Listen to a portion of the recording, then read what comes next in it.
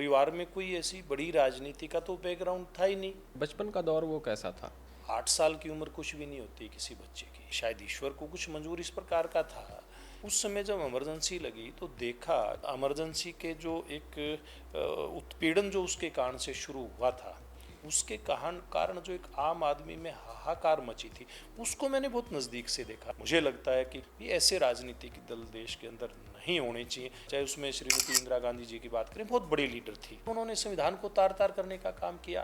तो इस प्रकार का वातावरण उस समय मिला था, उसी वातावरण से राजनीतिक क्षेत्र की तरफ मैं चला गया। मुझे इस बात का कभी एहसास नहीं हुआ कि मैं राजनीति में आया कब। ये राजनीति में फुल टाइम आना कैसे हुआ? मुझे लगता था कि कभी न कभी मेरे को चुनावी राजनीति में उतरना ही होगा। ये वही दौर था जब 96 का चुनाव आया था। विचारधारा के आधार पर कांग्रेस से कभी पटड़ी बैठनी थी ही नहीं, ये जग जाहिर था। पहले भारतीय जनता पार्टी का ज़्यादा बोलबाला ग्राउंड पे नहीं दिखता था। 96 के चुनाव में जैसी भी थी पार्टी, बहुत कमज़ोर हालात में थी, लेकिन फिर भी हमने भारतीय जनता पार्टी के लिए मैंने खूब प्रचार किया। तो ये वो दौर था जब मैं भारतीय जनता पार्टी में सक्रिय हुआ। उसके बाद जो एक मैसेज गया ना पूरे देश के अंदर कि हाँ, अब तो भारतीय जनता पार्टी देश में आने वाली है, उसी से एक आवाज़ उठनी शुरू हुई थी कि नरेंद्र मोदी जी को देश का नेता स्वीकार करके उनको आगे लेकर के चलना चाहिए। उसके बाद ये लोगों ने कहना शुरू कर दिया था 14 आते आते कि देश में मोदी और हरियाणा में भाजपा। 14 के बाद तो अगला जो दौर था लोगों के दिलों के अंदर स्थान बनाने का था। कि लोगों को समझाना मुश्किल है, बहकाना आसान है। लोगों को मेरे खिलाफ बहका भी दिया गया, मैं लोगों का इसमें कसूर नहीं मानता। ये बहुत एक बड़ा चैलेंज था मनोहर लाल जी का, एक अनुशासन का। तो आप सोच नहीं सकते कि वो व्यक्ति इतना सहज रूप से काम करेगा। हरियाणा में एक नारा भी उनका चलता था, हरियाणा एक हरियाणवी एक। मोदी जी की और खट्टर साहब की जोड़ी बहुत पुरानी है, तो अब तो आप मोदी जी के भी करीब हैं, तो कैसे देखते हैं दोनों का वर्क कल्चर? ये जोड़ी हमें नहीं पता कब बनी थी। माननीय मनोहर लाल जी का और माननीय नरेंद्र मोदी जी का साथ चलने का एक जो कर्म है, वो आज भी हम देख रहे हैं। ऐसा गजब का तालमेल दिखता है, ऐसा भाविक सा इस इनके रिलेशन में कभी कोई दिखा ही नहीं। बनावटीपन कभी कोई नज़र नहीं आया। हमने आपकी स्पिरिचुअल साइड को भी ढूंढने का प्रयास किया, क्या सोच लेकर चल रहे हैं इसके पीछे? मैं शुरू से ही जो हमारी सनातन संस्कृति है, बचपन से उसके मैं नज़दीक रहा हूँ। धन्ना भगत जी की बात है, कहते हैं कि धन्ना भगत को हरि सो हेत बिना बीज के निपजो खेत। वो बात मैंने सुन रखी थी। वास्तव में एक महान संत धन्ना भगत जी अपने समय के हुए। हरियाणा को लेकर क्या विजन लेकर चल रहे हैं? मेरा ये मानना है कि सबसे पहले मैं उनके विश्वास के ऊपर खरा उतरूँ। एक राज्यसभा के सदस्य के नाते जो मेरी जिम्मेवारी बनती है उसको मैं बखूबी निभाऊं। हरियाणा के सभी नागरिकों की भी जिम्मेवारी बनती है कि हम एक स्वस्थ समाज के निर्माण में अपना योगदान दें। नमस्कार, हमारी खास पॉडकास्ट सीरीज़ में आप सभी का बहुत बहुत स्वागत है। जैसा कि आप जानते हैं कि ये पॉडकास्ट सीरीज़ उन तमाम युवाओं और आम लोगों के लिए है जो ज़िंदगी में किसी न किसी मुकाम को हासिल करना चाहते हों। और इसी कड़ी में आज संघर्ष की कहानी कुछ ऐसी है कि एक ऐसे व्यक्ति से हम बात करने वाले हैं जिसका संघर्ष बहुत ही कई पिछले सालों से शुरू हुआ और बहुत ही ज़मीन से शुरू हुआ, और उसका तकाज़ा देखने को ये मिला कि आज भी वे व्यक्ति राज्यसभा सांसद हैं, पर उनके ताल्लुकात ग्राउंड से जुड़े कार्यकर्ताओं से बिल्कुल रहते हैं। हमारे साथ बातचीत करने के लिए हरियाणा के दिग्गज नेता और भाजपा से राज्यसभा सांसद सुभाष बराला साहब मौजूद हैं। नमस्कार सर, बहुत बहुत स्वागत है हमें समय देने के लिए। धन्यवाद आपका। बहुत बहुत शुक्रिया सर, सबसे पहले तो हमें समय देने के लिए जी। क्योंकि शेड्यूल काफ़ी आपका बिजी रहा। पिछले दिनों आपसे चर्चा चलती रही और आज वो घड़ी है कि आपसे चर्चा करनी है, क्योंकि इस पॉडकास्ट सीरीज़ में बराला साहब हम तमाम तरीके की जानकारियाँ आपसे उपलब्ध करने की कोशिश करेंगे जहाँ जहाँ तक हम आपसे ले पाएँ। जी बिल्कुल, निश्चित रूप से करेंगे। जी, तो बराला साहब सबसे पहले जानना चाहेंगे, क्योंकि राजनीति के बारे में तो हम बात करेंगे ही, कि पीछे क्योंकि एक हमने एक चीज़ सुनी है कि फैमिली में कहीं ना कहीं उस व्यक्ति का बैकग्राउंड होता है जो राजनीति में आगे आता है, पर आपके केस में चीज़ें कुछ अलग थी, क्योंकि हाल ही में आप एमपी हैं, राज्यसभा सांसद हैं। तो यहाँ तक पहुँचने का कभी सोचा था कि मैं जहाँ से आता हूँ और यहाँ आज बैठा हूँ, क्या वो आपको मुमकिन लगता था? देखिए, कभी सोचा भी नहीं था पंकज जी इस बारे में। तो क्योंकि परिवार में कोई ऐसी बड़ी राजनीति का तो बैकग्राउंड था ही नहीं। हाँ, ये ज़रूर था कि परिवार के बड़े नज़दीकी लोग गांव में सरपंच और मेरे से बड़े भाई गांव में जो आजकल जिसको पैक्स बोलते हैं, कोऑपरेटिव का एक पहले मिनी बैंक बोलते थे उसको, उसके चेयरमैन रहे थे। जी। उससे पहले तो कोई हमारे परिवार में ऐसा राजनीति का बिल्कुल भी नहीं था। हाँ, लेकिन जैसे जैसे माहौल मिलता गया और आज ये आपके सामने है कि आज मैं राजनीतिक क्षेत्र में जहाँ भी हूँ, आपके सामने भी है, आपके दर्शकों को भी पता है। तो ये शुरुआत बराला साहब कहाँ से हुई कि ज़िंदगी का ये सफ़र यहाँ तक ला पहुँचा? स्कूली शिक्षा से अगर हम बात करें, बचपन से बात करें, बचपन का दौर वो कैसा था? देखिए, बचपन का दौर मेरा एक बहुत जो मध्यम वर्गीय किसान परिवार होता है, किसान परिवार से थे आप? मैं उसमें मेरा जन्म हुआ। जी। और मेरा गांव डांगरा जो टोहाना शहर है उससे केवल 3 किलोमीटर की दूरी पे मेरा गांव है। और स्कूली शिक्षा जैसे 5वीं तक का स्कूल हमारे यानी कि प्राइमरी स्कूल था गांव में। उसके बाद हाई स्कूल की शिक्षा के लिए हम शहर में जाते थे। जी। और ये वही दौर था जब मेरा राजनीति के नज़दीक आना हुआ। अब 8 साल की उम्र कुछ भी नहीं होती किसी बच्चे की, बालपन होता है, समझ भी नहीं होती कुछ भी बच्चे नहीं को। होता निखिल जी। जी। लेकिन शायद ईश्वर को कुछ मंजूर इस प्रकार का था कि 8 साल की उम्र होते होते उधर से इमरजेंसी लग गई और शहर के नज़दीक गांव होने के कारण से समाचार पत्र गांव में आते थे। गांव और शहर की दूरी कम होने के कारण से अधिकारियों का, चाहे वो सिविल प्रशासन के अधिकारी थे, पुलिस प्रशासन के लोग थे, उनका आना जाना भी रहता था गांव में। और हमने भी 6ठी कक्षा से शहर में जाना शुरू कर दिया था पढ़ने के लिए। हम लोग साइकिल पे जाते थे। और उस समय जब इमरजेंसी लगी तो देखा कि कैसे इमरजेंसी के जो एक उत्पीड़न जो उसके कारण से शुरू हुआ था, उसके कारण जो एक आम आदमी में हाहाकार मची थी, उसको मैंने बहुत नज़दीक से देखा। मेरे आसपास के जो मेरे साथ जो बच्चे पढ़ते थे, उनके कई परिवारों में उस समय ज़बरदस्ती इमरजेंसी का दंश उनके परिवारों में किसी न किसी व्यक्ति को झेलना पड़ा। और एक ऐसा घटनाक्रम हुआ था उस समय। जी। एक मेरे साथ जो स्कूल में पढ़ते थे, मेरे स्कूलमेट मेरे गांव के, उसके पिताजी की उस समय नसबंदी हुई। टोहाना का बहुत पुराना हॉस्पिटल था, सिविल हॉस्पिटल। नसबंदी का वो दौर था हाँ, कि नसबंदी का जबरन दौर था। नसबंदियां हाँ कराई हाँ, जा रही थी। एक नहीं अनेक, मतलब उसमें नसबंदियाँ हुई थी। मेरे गांव में कई केस इस प्रकार के हुए थे। और पता नहीं किस प्रकार से करते थे कि उनको बाद में बड़ी तकलीफ झेलनी पड़ती थी, शारीरिक भी, मानसिक और सामाजिक रूप में तो बड़ा था ही अलग ही प्रकार का एक वातावरण। तो मैं उस मेरे स्कूल के साथी के साथ उसके पिताजी को मैं देखने गया, उस छोटी सी उम्र में।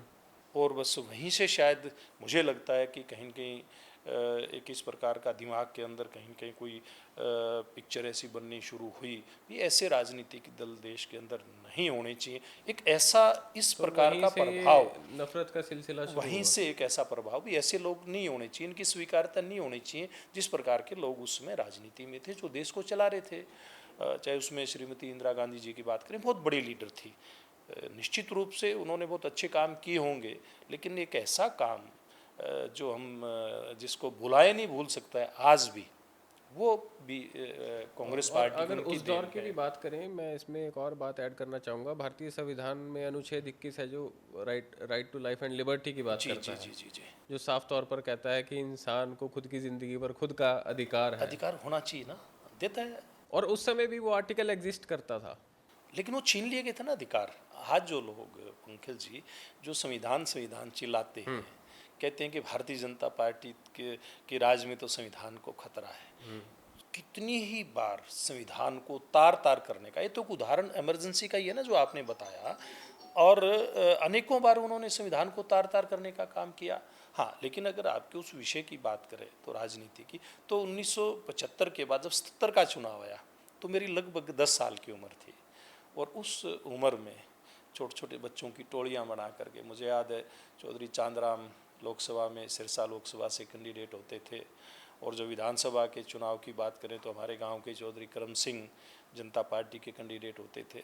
उसमें हम बच्चों की छोटी छोटी टोलियां बना करके और नारे लगाते कांग्रेस के खिलाफ घूमते थे। तो इस प्रकार का वातावरण उस समय मिला था। मुझे नहीं पता अभी मैं किस प्रकार से उसी वातावरण से राजनीतिक क्षेत्र की तरफ मैं चला गया।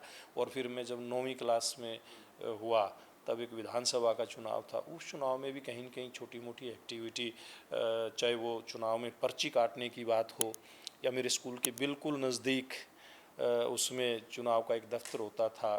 एक साझा मोर्चा के उम्मीदवार होते थे लाला बख्शीराम गुप्ता जी, उनके चुनाव में बच्चों की टोलियों की ज़रूरत होती थी, पर्ची बनाने की ज़रूरत होती थी, कोई गाड़ी जीप इस प्रकार से प्रचार होता था। वो लेकर के किसी को बुलाने की, टेलीफोन तो था नहीं, कहते थे भाई जाओ फला आदमी को बुला करके ले करके आना है। इस प्रकार की ड्यूटियाँ लगा दी जाती थी हमारी।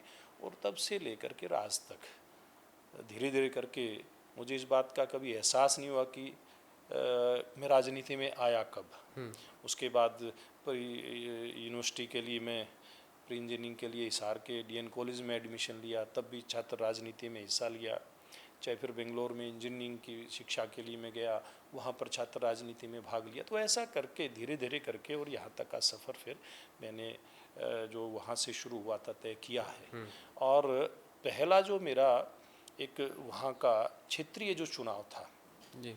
शिक्षा के बाद, फिर मैंने बीच में कुछ साल खेती करके और 1995 में मैंने शुगर मिल भुना होती थी, अब वो अस्तित्व में नहीं है, कोऑपरेटिव शुगर मिल थी, उसका चुनाव लड़ा मैंने डायरेक्टर का। 95 में डायरेक्टर बन गया। फिर डायरेक्टर से वाइस चेयरमैन का चुनाव उसका होता था, आज भी होता है। बाकी शुगर मिलों का जो डायरेक्टर बन करके आते उसमें से वाइस चेयरमैन चुना जाता है, तो वाइस चेयरमैन में चुना गया था। और फिर हरियाणा शुगर फेडरेशन का डायरेक्टर मैं 1996 में हुआ था। तो वहाँ से मेरी एक राजनीतिक क्षेत्र की शुरुआत हुई थी। बराला साहब, राजनीति की बात ठीक है, पर जो अगर हम एक स्पेसिफिक जेंडर की बात करें, मेल जेंडर की, पढ़ाई के साथ साथ राजनीति के साथ साथ एक बहुत बड़ा दबाव रहता है परिवार के पालन पोषण का और जी कमाने का।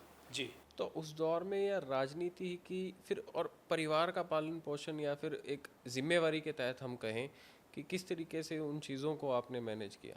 देखिए, मुझे बहुत अच्छी प्रकार से याद है कि 1990 में मैंने प्राइवेट जॉब की।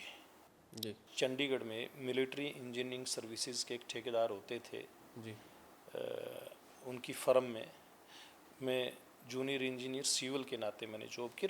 800 रुपये मेरे को उस समय प्रति माह 800 रुपये मेरे को वो पे देते थे, सैलरी देते थे।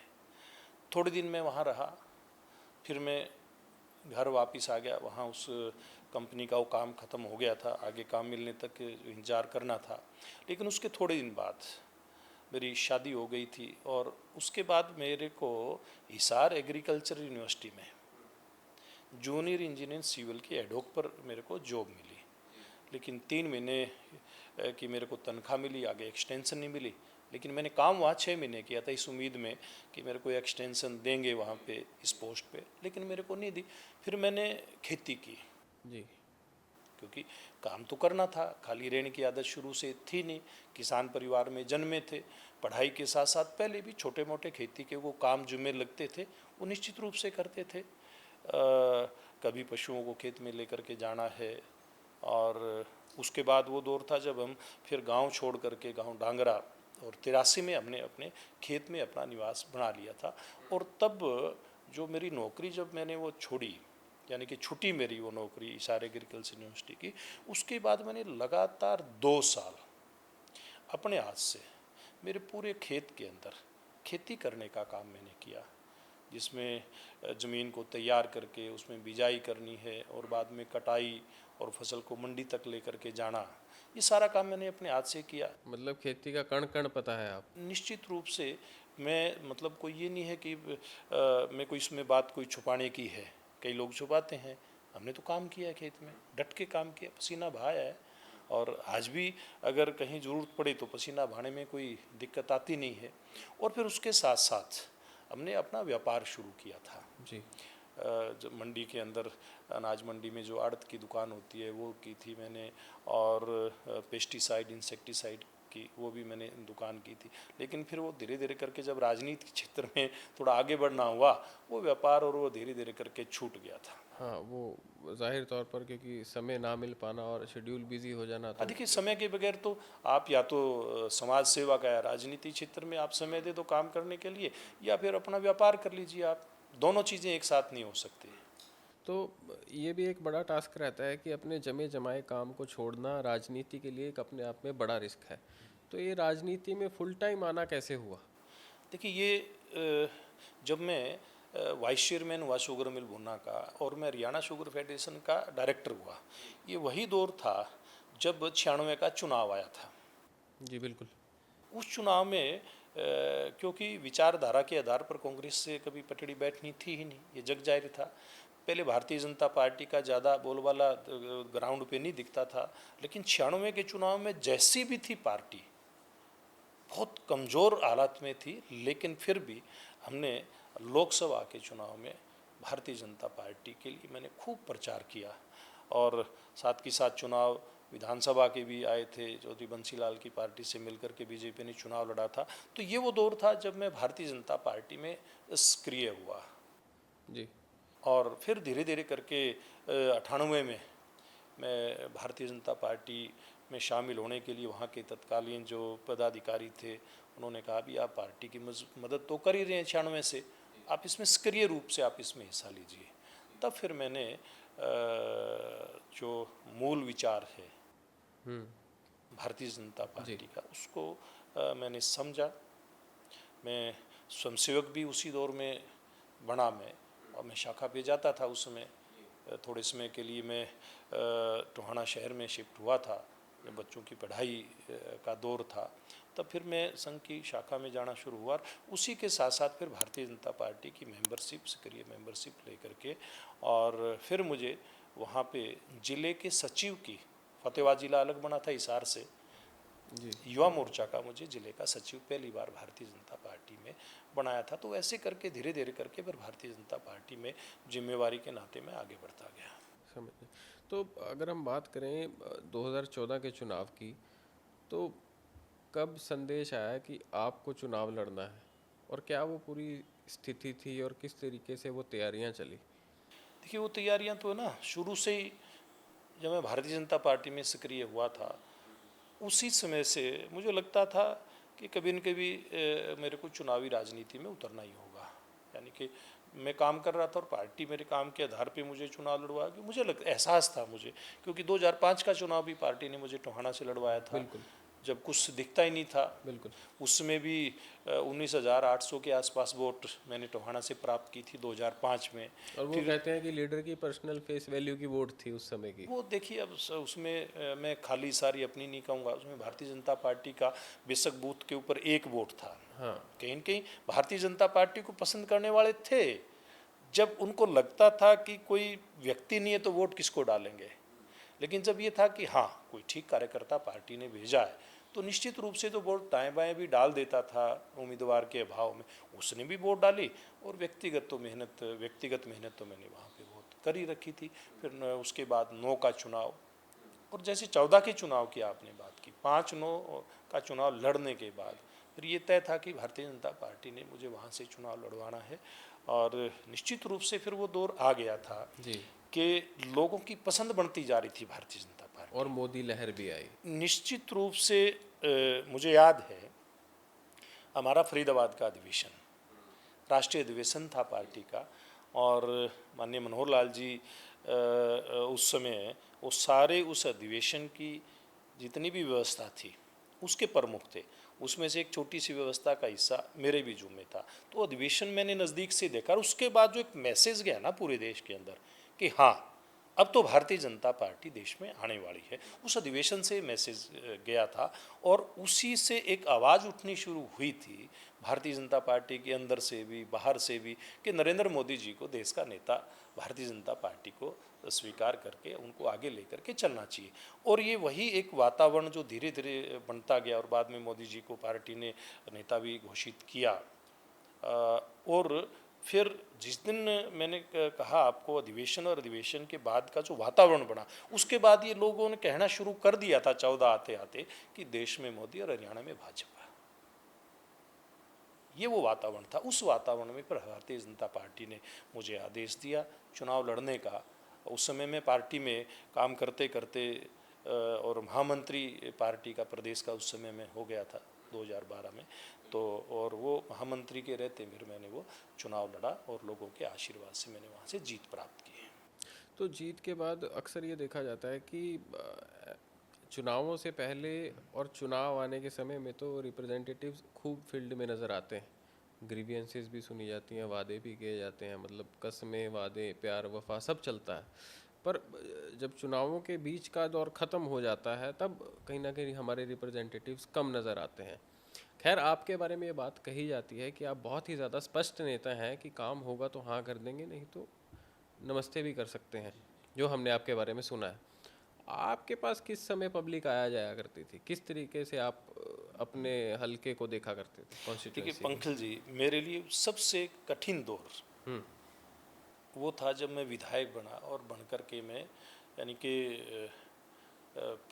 26 अक्टूबर को माननीय मनोहर लाल जी 2014 में शपथ लेते हैं और 25 नवंबर को मुझे भारतीय जनता पार्टी हरियाणा का अध्यक्ष बना दिया जाता है। उधर से पहली बार सरकार आना भारतीय जनता पार्टी की हरियाणा प्रदेश में, और सरकार बनते ही जी। पूरी तरह से विधायक का काम क्या होता है, क्योंकि विपक्ष में रह करके काम करना, लोगों की लड़ाई लड़ना एक अलग विषय होता है। जब लोग आपको जिम्मेवारी देते हैं अपनी सेवा की, और वो भी एक विधायक चुन करके, तब आपको एकदम से जो पिछला आपका जो राजनीतिक आपकी सोच यानी कि काम करने का तौर तरीका है, उसमें एकदम से बदलाव करना पड़ता है, क्योंकि आप अब सत्ता में हैं आपकी। और उस समय हमारे लिए तो बड़ी एक अच्छी बात ये थी कि केंद्र में भी हमारी सत्ता, हरियाणा में भी हमारी सत्ता, तो मुझे जो अध्यक्ष पद की जिम्मेवारी दी गई, और वो जिम्मेवारी इतनी बड़ी जिम्मेवारी उस समय मेरे को मिली। हालांकि संगठन के काम 5 करने साल के आप रहे?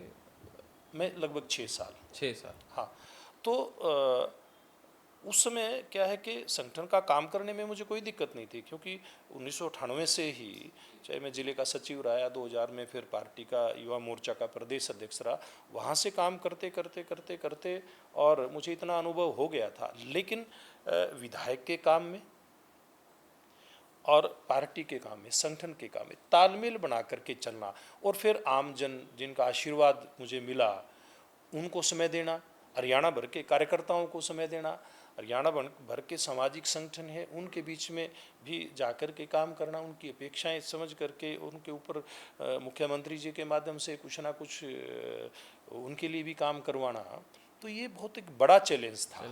मैंने समय मेरी तरफ से पर्याप्त दिया टोहाना में, लेकिन फिर भी लोगों को ये लगता था कि अब जितना समय ये पहले देता था, क्योंकि पहले तो हम गांव-गांव में घूमते रहते थे, एक एक दो दो तीन तीन घंटे गांव में बिताते थे, और मैंने तो इस प्रकार के अभियान भी लिए।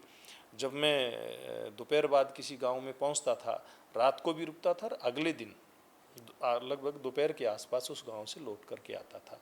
लोगों से मिलना जुलना, उनको समझना, कार्यकर्ताओं को समझना, कार्यकर्ताओं से मेल मिलाप करना, वहाँ की समस्याओं को समझना, ये 2013-14 में इस अभियान को मैंने खूब लिया था। तो लोगों को ये लगता था कि आदमी पहले हमारे बीच में इतना समय देता था और अभी इसका समय थोड़ा कम होता जा। फिर भी मैं सप्ताह में 2 दिन 3 दिन 2 दिन 3 दिन टोहाना विधानसभा को मैं लगातार देता रहा, और वो समय आज भी मैं देता हूँ, उसमें कहीं कोताही नहीं है। चाहे आज मैं विधायक नहीं हूँ, फिर भी आज मैं मेरे क्षेत्र में जाऊँगा और 3 दिन, कम से कम 3 दिन या 4 दिन लगा करके फिर मैं दिल्ली या चंडीगढ़ के काम के लिए मैं निकलूँगा। आपने वैसे कहीं ना कहीं मेरे अगले सवाल का भी जवाब दे ही दिया था। मेरा अगला सवाल ही आपसे ये था कि ये बताया जाता है कि बराला साहब के पास जब अध्यक्ष पद की जिम्मेवारी आई तो उससे क्या हुआ कि हरियाणा भर की जिम्मेदारी उनके सिर पर रही, और इस बात से टोहाना की जनता उनसे नाराज़ रही, और जिसकी वजह से वो टोहाना से विधायक नहीं बन पाए।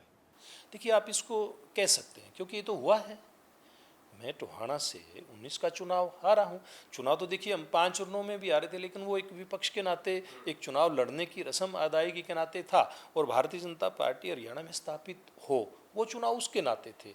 लेकिन 14 के बाद तो अगला जो दौर था वो लोगों की सेवा का करने का था, लोगों के दिलों के अंदर स्थान बनाने का था। ये हुआ भी। देखिए, आप टोहाना में देखेंगे या अन्य चुने हुए प्रतिनिधियों का अगर अगर आप अध्ययन करेंगे, एक न्यूट्रल बिल्कुल। एक अध्ययन करेंगे, तो उनसे ज़्यादा समय मैंने टोहाना में दिया। काम जो लोग लेकर के आते थे, चाहे वो अपने व्यक्तिगत काम थे, छोटे मोटे जो होते हैं सामान्य प्रशासन के, सिविल प्रशासन के काम, वो करते करते डेवलपमेंट के काम जो चुने हुए प्रतिनिधि, चाहे वो स्थानीय निकाय के या पंचायती राज के, वो काम भी हम करते थे। इसके अलावा इतने काम और किए जो हमने कभी विपक्ष में रह करके विचार किया था, भी ये काम भी करना है, ये काम भी करना है। कहीं साफ़ सफाई के काम थे, कहीं डेवलपमेंट के काम थे, कहीं बाईपास के, बस स्टैंड, इस प्रकार के जो काम थे। और टोहाना में हमारे जो नेचुरल रिसोर्स है, भाखड़ा का पानी जो है, उसका भी एक सदुपयोग करके कुछ काम करने, ये सारे काम हमने किए उन 5 साल के अंदर। लेकिन फिर भी क्योंकि मेरा समय बाहर खूब लगता ही था, कुछ लोगों ने इस प्रकार का वातावरण भी खड़ा किया कि भाई ये व्यक्ति तो अहंकारी हो गया है, ये व्यक्ति तो किसी की सुनता नहीं है। कई बार क्या होता है कि चौधरी देवीलाल की एक बात मुझे याद आती है, वो जो कहते थे, वो खूब आजकल राजनीतिक क्षेत्र में बहुत सारे लोग इस बात को मैंने सुना है उनके मुंह से कहते हुए कि लोगों को समझाना मुश्किल है, बहकाना आसान है। तो लोगों को मेरे खिलाफ बहका भी दिया गया, और एक स्वाभाविक भी था। पहले के टाइम में अंतर तो लोगों को दिखता भी था। एक्सपेक्टेशन लोगों की हाँ, बढ़ेगी ना, क्योंकि वो आप एक बढ़ेगी। समय पे हाँ, गांव के गांव में रुका करते थे, हाँ, रात भी रुकना, दोपहर भी हाँ, रुकना, और हाँ। उसके बाद थोड़ा समय कम तो हो जाना। देखिए, ये कोई मैं लोगों का इसमें कसूर नहीं मानता। हाँ जी। कई बार है ना, स्थितियां ऐसी बन जाती हैं तो लोगों के दिमाग में ऐसी पिक्चर अगर कोई फ्रेम करने की कोशिश करता है, हो जाती है, वो हुई भी ना। हम्म।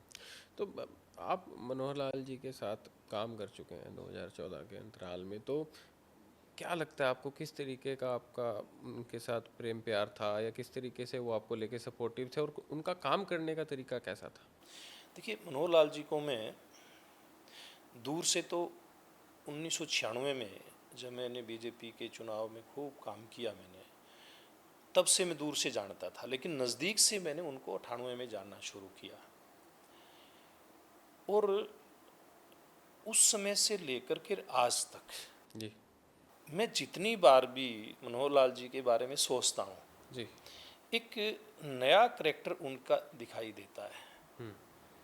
एक शुरू में जो मैं देखता था उनके अंदर एक समसेवक का, क्योंकि विभाग प्रचारक से वो हिसार विभाग, जिस विभाग में हमारा क्षेत्र आता है, वहाँ के विभाग प्रचारक थे।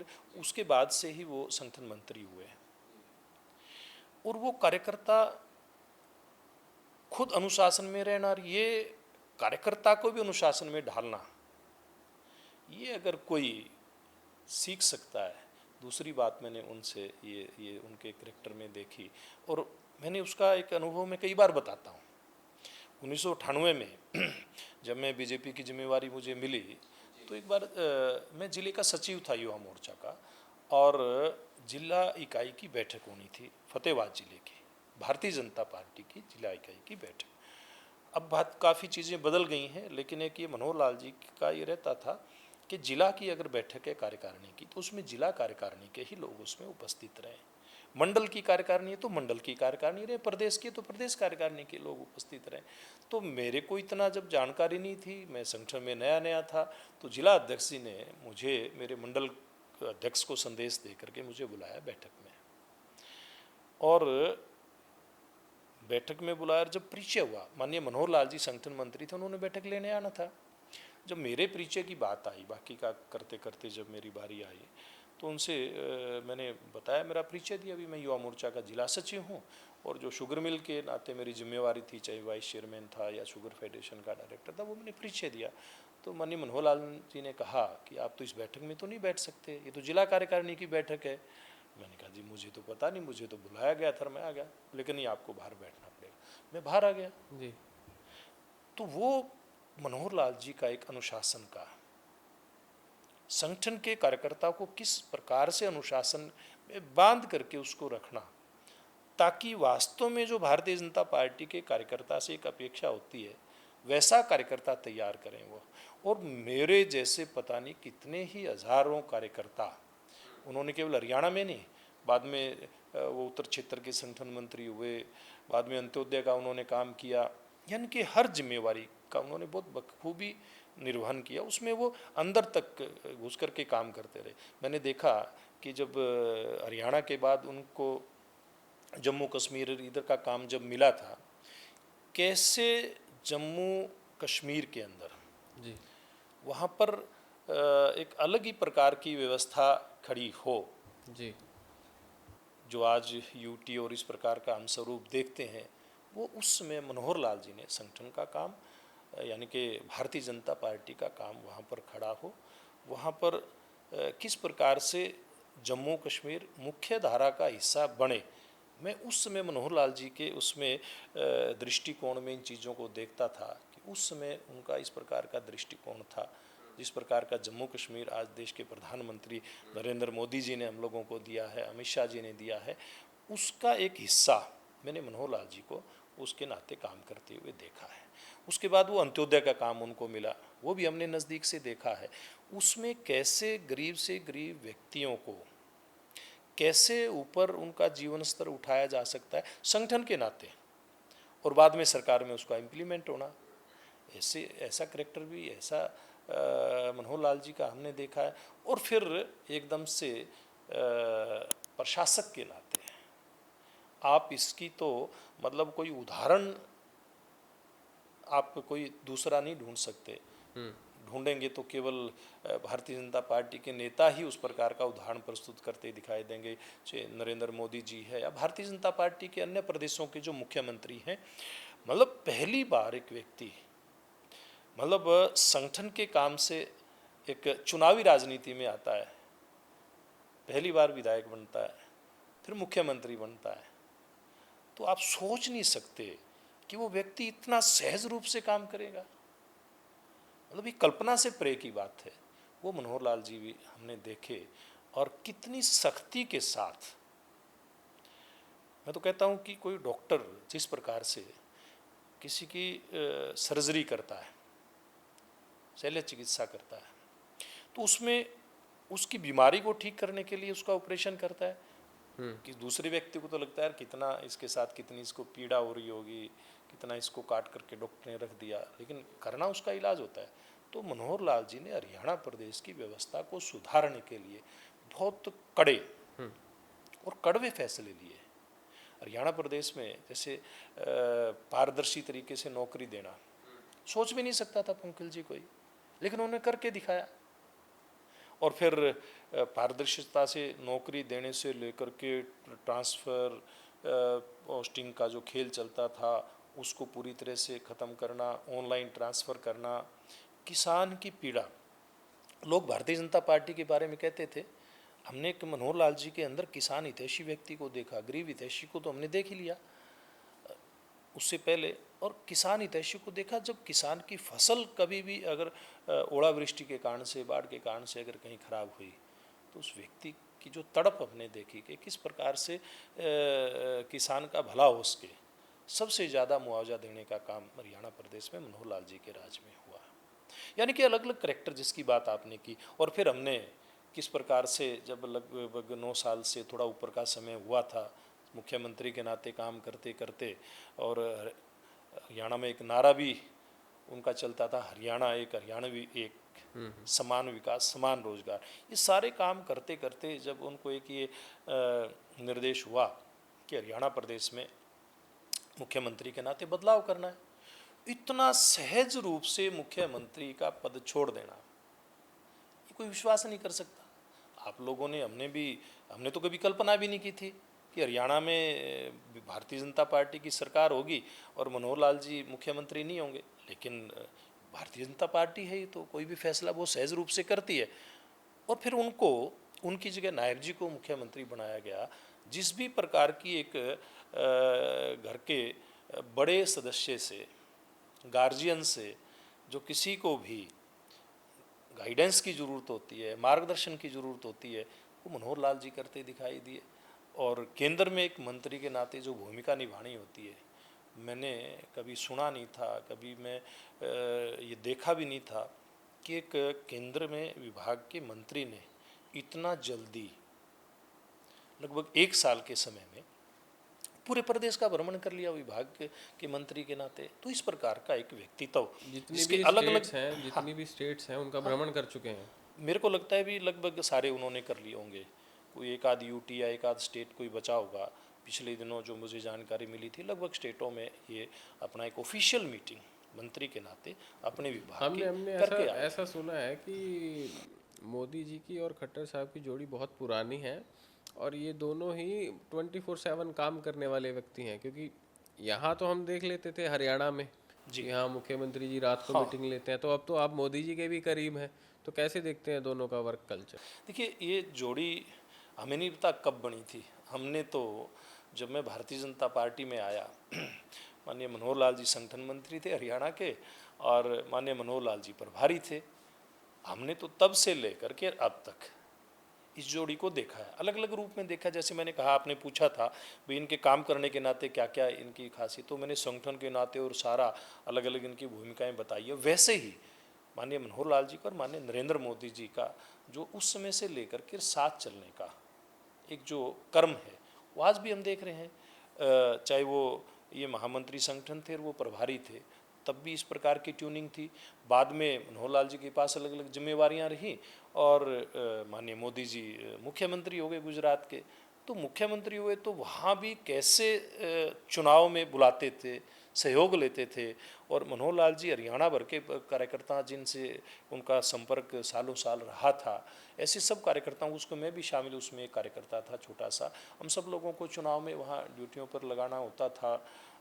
तो ये लगातार उस समय से जो शुरू हुआ दौर संगठन मंत्री और प्रभारी के नाते, वो आज वो प्रधानमंत्री हैं और ये उनके कैबिनेट में मंत्री हैं। वो हम देखते रहे, ऐसा गजब का तालमेल दिखता है। ऐसा कहीं कभी कोई अस्वाभाविक सा इस इनके रिलेशन में कभी कोई दिखाई नहीं, कोई बनावटीपन कभी कोई नज़र नहीं आया। वो सहज भाव से दोनों के संबंध वो अलग अलग भूमिकाओं में हमने देखे हैं। हमने आपकी स्पिरिचुअल साइड को भी ढूंढने का प्रयास किया, मतलब अपनी रिसर्च टीम से चर्चा की, और ये पता चला कि पिछले कई वर्षों से आप भगत धन्ना जी की सेवा में लगे। जी यानी कि वो कहते हैं कि जो हरि के दास का दास वो तो तर ही जाता है, कहावत है कि भगवान ने भी ये कहा है कि जो मेरे दास का दास है जी वो तो सबसे पहले पूजनीय है मुझे। तो आप कहाँ से इनके साथ लगन लगी? और हाल ही में मैंने देखा एक बहुत ही उच्च स्तरीय कार्यक्रम का भी आयोजन किया गया, क्या सोच लेकर चल रहे हैं इसके पीछे? देखिए, मैं शुरू से ही जो हमारी सनातन संस्कृति है, बचपन से उसके मैं नज़दीक रहा हूँ। घर में इसी प्रकार का माहौल रहा है कि हमारे सनातन में, हमारे हिंदू धर्म में जिस प्रकार की आस्थाएं होती हैं, मेरी हर प्रकार के उसमें मैं विश्वास रखने वाला व्यक्ति हूँ। और जहाँ तक धन्ना भगत जी की बात है, तो धन्ना भगत जी का मैं जब युवा मोर्चा का प्रदेश अध्यक्ष था, 2000 में बना था, तो शायद 2002 के आसपास की बात है ये। मैं एक बार कैथल जा रहा था, एक और कार्यकर्ता मेरे साथ थे। तो पहली बार मैं कैथल जा रहा था, तो हमारे टोहाना से, मेरे गांव से, और जो रास्ता जाता है वो छोटे छोटे गांव से होकर के और कैथल जाता था, एक हाईवे की तरफ से जाता था, लेकिन हम छोटे रास्ते से गए। तो धनौरी गांव जब मैं पहुंचा, जी। तो मेरे को किसी ने बताया कि यहाँ धन्ना भगत जी का मंदिर है। और धन्ना भगत जी के बारे में मैंने मेरे परिवार में और बड़े बुजुर्गों से सुन रखा था कि कैसे धन्ना भगत जी की आस्था ठाकुर जी में थी, बिल्कुल। और कैसे उन्होंने हट एक करके। जो कहते हैं कि धन्ना भगत को हरि सो हेत बिना बीज के निपजो खेत, वो बात मैंने सुन रखी थी। तो मुझे पता चला कि इस गांव में मंदिर है। तो पहली बार उस समय, वो 2002 के आसपास की मैं बात बता रहा हूँ, उस समय उस गांव में मंदिर बना ही था, बताते हैं वो लोग। तो मैंने वहाँ धन्ना भगत जी के जैसा भी वहाँ स्वरूप विराजित था उसके दर्शन किए। और धीरे धीरे करके फिर मैं आता जाता कभी उधर से गुजरता तो मैं उनके मंदिर में ज़रूर दर्शन करके आता था। और फिर कुछ साल के बाद मेरे गांव में भी एक ऐसी टीम बनी जो धन्ना भगत जी में थोड़ा सा अपनी आस्था रखती थी। और मेरे पड़ोस के गांव में जी। पिछले 10 साल से तो मुझे लगता है ज़्यादा हो गए, एक मंदिर वहाँ के एक युवाओं की टीम ने बनाया था, और मुझे सौभाग्य मिला उस मंदिर में सेवा करने का। तो मैं फिर लगातार कई साल से वहाँ जाता था। और बाद में जब मनोहर लाल जी के मुख्यमंत्री रहते, पंकज जी, एक योजना बनी थी कि समाज के जो महान पुरुष हैं और जो हमारे संत महात्मा हैं उनकी जयंतियां सरकारी स्तर पे मनाई जाए। चाहे वो रविदास जी की जयंती है, कबीर साहब की है, वाल्मीकि जी की है, अनेक संतों की, विश्वकर्मा जी की है, और करते करते फिर धन्ना भगत जी तक हम लोग आते हैं। भगवान परशुराम जी की जयंती भी अभी थोड़े दिन पहले जब धन्ना भगत जी की मनाई तो उनकी भी हुई थी। तो ऐसे अलग अलग वर्गों के महान पुरुषों की जयंतियां, संतों की जयंतियां मनाते मनाते जब एक बार मनोहर लाल जी से बात हुई कि भाई धन्ना भगत जी की जयंती भी मनानी चाहिए, तो मेरे को एक बात का बड़ा अचरज हुआ पंकज जी। धन्ना भगत जी के बारे में तो मैं भी जानता था, लेकिन मुझे मनोहर लाल जी से चर्चा करने के बाद लगा कि मैं तो कुछ भी नहीं जानता हूँ। अच्छा। जब उनकी जयंती मनाने की बात आई तो इतनी बातें मनोहर लाल जी ने धन्ना भगत जी के बारे में मतलब बताई, उन्होंने उनके बारे में पूरा अध्ययन जो है किया हुआ था। खूब ज़बरदस्त तरीके से। और फिर चर्चा आई तो ये 2023 की बात है। फिर उन्होंने मेरे को ही कहा, जब मैंने कहा भी उनकी भी जयंती मनानी चाहिए सरकारी स्तर पे, तो उन्होंने कहा भी आप करो इस कार्यक्रम की तैयारी। तो मुझे सौभाग्य मिला, मैं छोटे कार्यक्रमों में तो खूब गया था धन्ना भगत जी के जयंती के कार्यक्रमों में, लेकिन पहला बड़ा कार्यक्रम जिसमें हज़ारों की संख्या में लोग आए, हरियाणा भर से आए, और मैंने पूरे हरियाणा प्रदेश में धन्ना भगत जी की जयंती बड़े स्तर पे मैंने इसके लिए प्रवास किया। सब जिलों में जाकर के बैठकें की, छोटी छोटी समितियाँ, चाहे वो समाज के अन्य कामों के लिए बनी हुई थी, संस्थाएं बनी हुई जाट समाज की, अन्य समाजों की, उनमें गया और उनको मैंने आमंत्रित किया। तो लोग बड़े अचंभे से इस बात को लेते थे। भी कुछ लोग तो कहते थे जाट समाज में क्योंकि पैदा हुए थे तो जाट समाज में भी ज़्यादा इनके बारे में नहीं थी। उधर वो बेल्ट ज़रूर है, हमारे सिरसा की, फतेहाबाद की, कैथल, नरवाना, जींद, इस बेल्ट में, या फिर पंजाब में और राजस्थान में, क्योंकि राजस्थान में तो उनका जन्म ही हुआ था। बाकी हरियाणा में कोई ज़्यादा उनसे लोगों का परिचय नहीं था। जब मैंने उनके बारे में लोगों के बीच में जा कर के बताया तो लोग बड़े अचंभे से उस बात को लेते, और फिर बाद में लोगों ने उनके बारे में सर्च किया तो वास्तव में एक महान संत धन्ना भगत जी अपने समय के हुए, और वो रविदास जी, कबीर साहब जी, इनके समकक्ष हुए। एक ही गुरु के शिष्य थे ये, गुरु रामानंद जी के शिष्य हुए हैं। तो तब से लेकर के, यानी कि बहुत साल से ही धन्ना भगत जी के बारे में जो जानने का अवसर मिला था, और बड़ा कार्यक्रम जिसमें देश के उपराष्ट्रपति जी भी आए थे। फिर वो धनौरी के अंदर हमने अप्रैल में किया था, और 3 दिवसीय कार्यक्रम था। और उस 3 दिवसीय कार्यक्रम में बहुत भव्यता के साथ वो मनाया गया। उसके बाद फिर इस साल भी हमने जींद जिले के उचाना में वो कार्यक्रम बड़ा किया, जिसमें मुख्यमंत्री नायब सिंह सैनी जी उसमें विशेष रूप से उपस्थित उस कार्यक्रम में हुए थे। तो उसके बाद से एक लोगों में धन्ना भगत जी को जानने की जो एक इच्छा और वो आई, तो उसके बाद से मुझे लगा कि वास्तव में एक अच्छा काम ये मेरे ज़िम्मे लगा था कि लोगों तक धन्ना भगत जी का परिचय हो। वही चीज़ हमने देखा कि नायब सैनी साहब भी उसमें पूरा हाँ, सुचारू खूब रूप से खूब। अपना इंटरेस्ट दिखाते नजर आए। तो बतौर राज्यसभा सांसद अब आपकी प्रायोरिटीज़ क्या हैं? क्या रूटीन रहता है आपका, और हरियाणा को लेकर क्या विज़न लेकर चल रहे हैं? राज्यसभा की जो जिम्मेवारी है, राज्यसभा का सदस्य होना, ये अपने आप में बड़े गर्व की बात है। शीर्ष नेतृत्व ने, माननीय मोदी जी ने, अमित शाह जी ने, नड्डा जी ने, माननीय मनोहर लाल जी उसमें मुख्यमंत्री, इन सब ने जो विश्वास व्यक्त किया था, मेरा ये मानना है कि सबसे पहले मैं उनके विश्वास के ऊपर खरा उतरूं। संगठन के काम तो वो भी पहले भी चलते थे, आज भी चलते हैं। कोई राजनीतिक कार्यक्रम में ड्यूटियां लगाई जाती हैं, पहले भी लगती थी, आज भी लग रही हैं। अपने क्षेत्र के लोगों के काम पहले भी मैं करता था, आज भी मैं उनके बीच में रहता हूँ। लेकिन एक राज्यसभा के सदस्य के नाते जो मेरी जिम्मेवारी बनती है उसको मैं बखूबी निभाऊं, और बाकी काम करते करते राजनीतिक इशू होते हैं, अपनी पार्टी के विषय भी कई बार इस प्रकार के आते हैं जिनको हमें या फिर हमारे विचार के ऐसे विषय आते हैं, सैद्धांतिक पक्ष है जो भारतीय जनता पार्टी का, उसके विषय में जब कोई इस प्रकार की चर्चा आती है तो सबसे पहला काम तो वही बनता है कि उस भूमिका को बहुत अच्छे प्रकार से संसद के अंदर निभाना चाहिए। जब भी कोई ऐसा मौका आता है, अपने विचार को लेकर के या संविधान के मामलों को लेकर के कोई विषय आता है, चर्चा आती है, उसमें वहाँ पर खड़े रहना, अपनी भूमिका स्पष्ट करके वहाँ पे चलना। और फिर अपने क्षेत्र के हरियाणा के छोटे छोटे विषय ऐसे आते हैं, जैसे पिछले दिनों एक विषय आया था हिसार से चंडीगढ़ की ट्रेन का, वो मैंने स्पेशल मेंशन में उस विषय को उठाया था और बाद में वो ट्रेन चालू भी हुई। आज हिसार के लोग और अपना चंडीगढ़ जाते हैं, चंडीगढ़ ही नहीं बल्कि हिमाचल से भी कनेक्टिविटी, क्योंकि हिमाचल के काफ़ी लोग हरियाणा में जो बिलासपुर जो बांध बना था उसके ओस्टीज हैं, वो आज उनके संपर्क हैं, वो जाते हैं। तो इस प्रकार के बहुत सारे अन्य काम हैं, या फिर कृषि के से जुड़े ऐसे विषय रहते हैं जिनको वहाँ पे रखना है। ऐसे तमाम विषयों को रखने का प्रयास रहता है। और अभी 21 जुलाई से संसद का अधिवेशन फिर आएगा, उसमें फिर अपनी भूमिका निभाने का अगर एक क्षण भी वहाँ पे मिल जाए तो उसके लिए अपने आप को मैं सौभाग्यशाली समझता हूँ।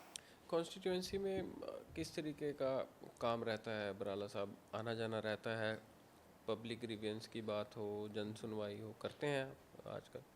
देखिए, वैसे तो राज्यसभा के नाते तो पूरे प्रदेश का ही प्रतिनिधित्व एक किस्म से होता है, लेकिन क्योंकि विधानसभा टोहाना से जुड़ा है मेरा, 2005 से ही यानी कि चुनाव लड़ने का जो मौका मिला, तो उसके नाते जब जाते हैं लोग तो आज भी उसी भूमिका में देखना पसंद करते हैं। जैसे मैं चाहे विपक्ष के नाते काम करता था, एक कार्यकर्ता के नाते, फिर या विधायक के नाते काम किया, लोग चाहते क्योंकि वहाँ आज भी लोगों को काम के लिए चंडीगढ़ या कोई चाहे वो ट्रांसफ़र के काम हैं, लोगों के जनहित के काम है, डेवलपमेंट के काम हैं, चुने हुए प्रतिनिधि चाहे स्थानीय निकाय, पंचायती राज, इनके जो काम है, जब भी मैं जाता हूँ 2 दिन 3 दिन तो बड़ी संख्या में लोग मिलने के लिए आते हैं। या कहीं शहर में, गांव देहात में जाना होता है तो वहाँ भी लोगों से मिलना जुलना रहता है। तो लगातार उनके बीच में रह करके सब काम जो भी वो मेरे पास लेकर के आते हैं, मेरी जितनी भी मेरे में ताकत है, जितनी भी योग्यता है और सरकार के सिस्टम के अंदर आते हैं, उनको करवाने का प्रयास आज भी रहता है। बराला साहब, मेरा आपसे ये आखिरी ही सवाल रहेगा, हरियाणा प्रदेश के संबंध में ही है कि क्राइम रेट देखा जाए पंजाब में बेशक ज़्यादा है, पर ये क्राइम रेट अब हरियाणा में भी बढ़ता नज़र आ रहा है। हाल ही में हमने सुना कि मुख्यमंत्री ने हरियाणा पुलिस को खुली छुट्टी भी दी है। वो किस प्रकार की छुट्टी है? और जो ये गैंगस्टरवाद बढ़ रहा है, क्योंकि मैंने बड़े गंभीर रूप से इसके डीप जाकर देखा है कि एक चेन जो है चली आ रही है, चाहे वो गानों के माध्यम से हो, चाहे वो बाहर बैठे लोगों के माध्यम से हो।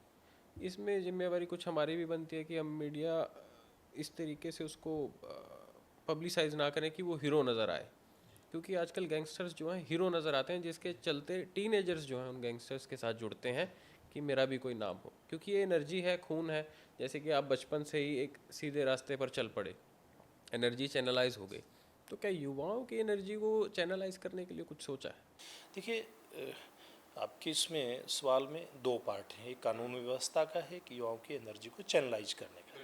जहाँ तक कानून व्यवस्था का है, देखिए किसी भी रूप में इस प्रकार से जो लोग कानून व्यवस्था के साथ खिलवाड़ करते हैं, कि लूट है, चाहे हत्या है, डकैती है या अन्य लड़ाई झगड़े हैं किसी भी प्रकार के, किसी भी रूप में सभ्य समाज में स्वीकार्य नहीं है। न ही भारतीय जनता पार्टी की सरकार के नाते, नायब सैनी जी आज मुखिया हैं, पूर्व में मनोहर लाल जी मुखिया थे, इनको भी स्वीकार्य नहीं है। तो कोशिश ये रहती है सरकार की, क्योंकि मैंने बहुत नज़दीक से देखा है, क्योंकि लंबे समय से तक अध्यक्ष रहने का भी मुझे मौका मिला, तो किस प्रकार से चाहे मनोहर लाल जी इस विषय को लेते थे या नायब जी लेते हैं, कि एक तो जहाँ भी इस प्रकार की घटना होती है, घटना के बाद तुरंत किस प्रकार से पुलिस एक्शन में आए, उनके खिलाफ जो भी सख्त से सख्त कार्रवाई हो सकती है वो कार्रवाई हो, और किसी भी रूप में ये सुनिश्चित किया जाए ऐसे गुंडा एलिमेंट को राजनीतिक संरक्षण ना मिले। जी, पहले हमने देखा है, देखिए कोई ये पहली बार नहीं है कि कानून व्यवस्था के ऊपर सवाल खड़े होते हैं, पूर्व में भी उठते थे, लेकिन उसमें इसमें एक अंतर है। एक तो सख्त सज़ा देना, उनको बदमाशों को उनके अंजाम तक पहुंचाना, और फिर दूसरा उनको किसी प्रकार का संरक्षण ना मिलना, जैसे पहले मिलता था। पहले पता चल जाता था ये गुंडा किसके आशीर्वाद से गुंडागर्दी कर रहा है। अब ऐसा नहीं है। अगली बात आती है कि युवाओं को ठीक रास्ते पर लेकर के जाना, उसमें भी दो पहलू आते हैं। एक आता है सरकार के नाते, सरकार के नाते उनको अच्छी शिक्षा मिले, प्राथमिक शिक्षा से लेकर के उच्च शिक्षा। इस मामले में आप देखेंगे कि देश के साथ साथ देश में जो नरेंद्र मोदी जी ने, चाहे वो पुरानी शिक्षा नीति थी, चाहे वो नई शिक्षा पॉलिसी नरेंद्र मोदी जी लेकर के आए, यानी कि जो शिक्षा पद्धति हमारी है उसमें युवाओं को कैसे ठीक प्रकार से शिक्षित करके, चाहे वो परंपरागत शिक्षा है या टेक्निकल और इस प्रकार की जितने भी होती हैं रोजगारोन्मुखी शिक्षा दे करके उनको सरकारी रोजगार देना, वो भी मेरिट के ऊपर। पहले की तरह मेरिट तोड़ने का काम नहीं होता। नूरलाल जी ने जो मेरिट के आधार पर युवाओं को रोजगार देने का सिलसिला शुरू किया था, उसको नायब जी आगे बढ़ा रहे हैं और फिर उनको स्वरोजगार के अवसर उपलब्ध करवाना। नरेंद्र मोदी जी के नेतृत्व में MSME से लेकर के और स्टार्टअप तक की जो योजनाएं आई थी उनको युवाओं तक लेकर के जाना। कृषि क्षेत्र में भी युवाओं को एंगेज करना, ये केंद्र सरकार और हरियाणा सरकार दोनों की पॉलिसी का हिस्सा है, तो उनको इसमें एंगेज करके रखना, ये काम बखूबी हमारी सरकारें कर रही हैं। दूसरा पार्ट आता है समाज का, परिवारों का।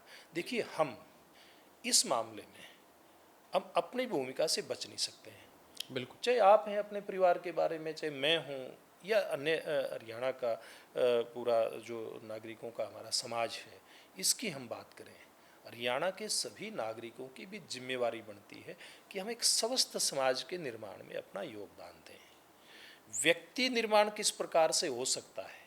देखिए, अगर राष्ट्र को परम वैभव पर लेकर के जाना है तो व्यक्ति निर्माण के काम में जो लोग लगे हैं उनके साथ हमें भी जुड़ना पड़ेगा।